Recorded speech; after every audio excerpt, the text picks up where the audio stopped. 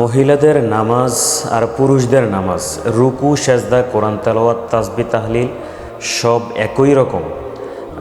এগুলা কোনো ব্যতিক্রম হবে না। তবে তাদের হাত বাঁধা, রুকু দেওয়ার পদ্ধতিটা এবং সেজদা দেওয়ার পদ্ধতিটা কিছুটা ব্যতিক্রম হবে। তো নিয়ত বাঁধার পরে সানা এবং সূরা ফাতিহা, অন্যান্য সূরা পড়া এগুলা সব এক হবে। তবে নিয়ত বাঁধার ক্ষেত্রে পুরুষ এবং মহিলাদের কিছুটা ব্যতিক্রম হবে। যেমন পুরুষেরা তো হাত বাঁধার সময় কান এবং কাঁধ এর মাঝামাঝি হাত তোলে, মহিলারা অতটা তুলবে না। মহিলারা তাদের এই হাতটা শরীরের সাথে মিশিয়ে রাখবে, মিশাইয়া যতটুকু ওঠে ততটুকুর মধ্যে তারা আল্লাহু আকবার বলে নিয়ত বেঁধে ফেলবে। নিয়ত বাঁধার পরে তাদের হাত থাকবে বুকের উপরে, আর পুরুষদের তো হাত থাকে নাভির নিচে হানাফি মাযহাব অনুযায়ী। তো মহিলারা হাত বাঁধবে এই যে বুকের যে প্রথম অংশের উপরে তারা হাত রাখবে। আর হাত রাখার ক্ষেত্রে বাম হাতটা নিচে, বাম হাতের উপরে ডান হাতটা থাকবে। এই যে এই পদ্ধতিতে থাকবে, এরকম এই আঙ্গুলগুলো এরকম খাড়া থাকবে না, স্বাভাবিকভাবে এরকম থাকবে, বেশিও যাবে না আবার কমও যাবে না, এরকম পদ্ধতিতে মহিলাদের হাতগুলো থাকবে।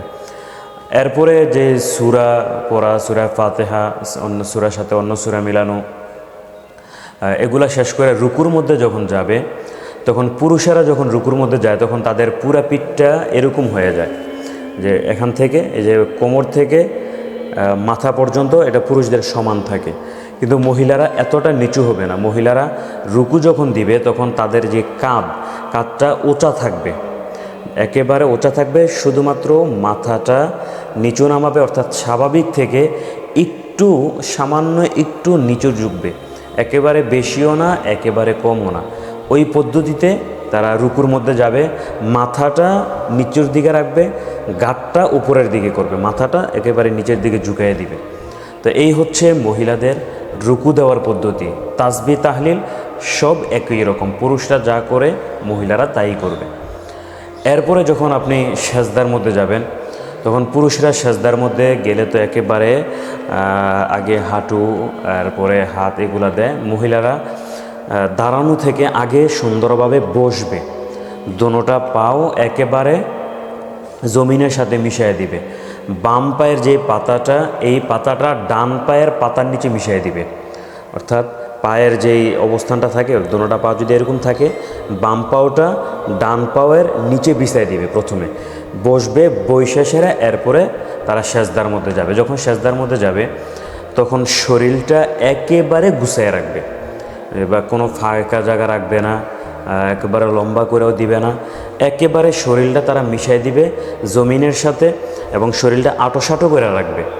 এবং তাদের যেই নাক, কান, কপাল, নাক, হাত এগুলো একেবারে কাছাকাছি থাকবে। এই হাতের উরু পায়ের সাথে, হাতের এই যে কনি পায়ের উরুর সাথে মিশানো থাকবে, একেবারে কাছাকাছি থাকবে, দূরে যাবে না।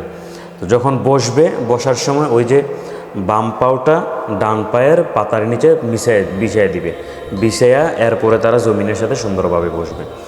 এরপরে বসার পরে যে তাশাহুদ, দুরূদ শরীফ এবং দোয়া মাসুরা এগুলা পড়বে। যদি 2 রাকাত নামাজ হয় এগুলা পড়ে সালাম ফিরাই দিবে। আর যদি 4 রাকাত হয় তাহলে তো 2 রাকাত পড়ে শুধুমাত্র তাশাহুদ পড়ে আবার দাঁড়া যাবে।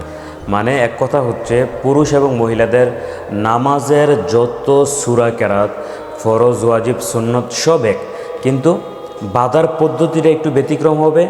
এর মধ্যে হাত বাঁধা, হাত তোলা একটা, দ্বিতীয়ত হচ্ছে হাত বাঁধা, রুকুতে যাওয়া, আর হচ্ছে সেজদায় যাওয়ার পরে, সেজদা যাওয়ার আগে বসা, এই 4টা ব্যতিক্রম হবে। মানে পদ্ধতিটা, বসার পদ্ধতিটা একটু পরিবর্তন হবে, বাকি সব পুরুষদের মতোই হবে।